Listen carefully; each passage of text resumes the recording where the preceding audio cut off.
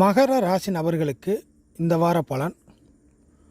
மகர ராசி நபர்களை பொறுத்தவரை கிட்டத்தட்ட சுக்கிரன் நீசமாவது, அதே சமயம் 10ஆம் இடத்துடன் புதன் செவ்வாயோட தொடர்பு நல்ல நிலைமையில் கிடைக்க வருது.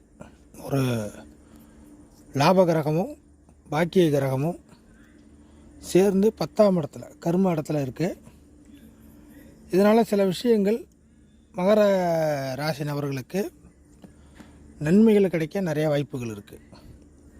அதே சமயம் மாரகாதிபதினு சொல்லக்கூடிய சந்திரன் கிட்டத்தட்ட பௌர்ணமி அமைப்பில் இந்த வார கணக்கு ஆரம்பிக்குது.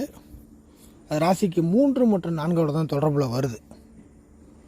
அந்த 3 மற்றும் 4 தொடர்பில் வர்றதுனால மாரகாதிபதி ஒன்றும் பெரிய அளவுக்கு கெடுக்க முடியாத ஒரு சூழ்நிலை.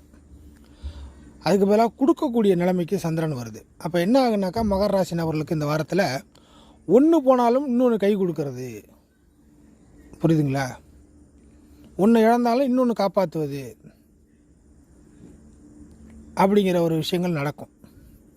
இல்லைன்னா ஒன்று கிடைப்பதற்கு ஒன்று இழப்பது, ஒன்று வாங்குவதற்கு ஒன்று இழப்பது, இந்த அன்பேலன்சிங் அப்படிங்கிறது தான். ஸோ இழப்புகள் மட்டும் கிடையாது, அதே சமயம் வரவுகள் மட்டும் கிடையாது. ஸோ இது எல்லா விஷயத்துலையும் நீங்கள் பொருத்தி பார்க்கலாம். எல்லா வயதினருக்கும் இந்த கேட்டகரியில் இந்த வார அமைப்பில் பார்த்தீங்கன்னா இந்த விஷயத்தை எல்லாத்துலேயும் நீங்கள் பொருத்தி பார்க்கலாம். ஒன்று இல்லைனாலும் ஒன்று காப்பாற்றும், இது இல்லைனாலும் அது உங்களை தூக்கி விடும். மொத்தம் சரிவுகள் நஷ்டங்கள் இந்த மாதிரி அமைப்புகளுக்கு மகர ராசி நபர்களுக்கு இந்த வார அமைப்பு இல்லை.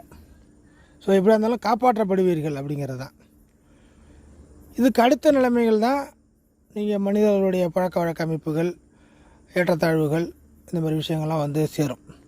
பேசிக் கான்செப்ட் ஒன்று போனாலும் ஒன்று காப்பாற்றுவது, அது இந்த வாரத்தில் நடக்கும்.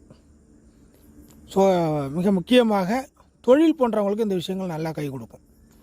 தொழில் ரீதியாக சம்பள வேலைக்கு அடுத்த ஸ்டெப்பு வரும்.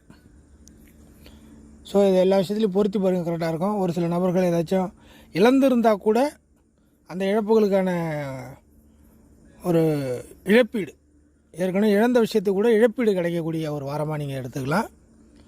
ஸோ நஷ்டங்களோ சிரமங்களோ ஒரு நேரம் நீங்கள் கஷ்டப்பட்டுருக்கலாம், அதுக்கான பலன் இப்போதைக்கு கிடைக்கக்கூடிய ஒரு சூழ்நிலை உருவாகுது. ஸோ மகர ராசி நபர்கள் இந்த விஷயத்தை கரெக்டாக நீங்கள் மூவ் பண்ணிங்கனாலும் சில விஷயங்கள் கை கொடுக்கும். சனியின் வக்கர அமைப்புகள் கொஞ்சம் கொஞ்சமாக குறையிறதுனால சில விஷயங்கள் மூவ் ஆகும். கல்லாக கடந்த விஷயங்கள், ஒரு டல் அடித்த விஷயங்கள், போர் அடித்த விஷயங்கள் எல்லாமே கொஞ்சம் அப்படியே இதுக்கு மேற்பட்டு கொஞ்சம் பிக்கப் ஆக ஆரம்பிக்கும். அதை நீங்கள் உணர முடியும்.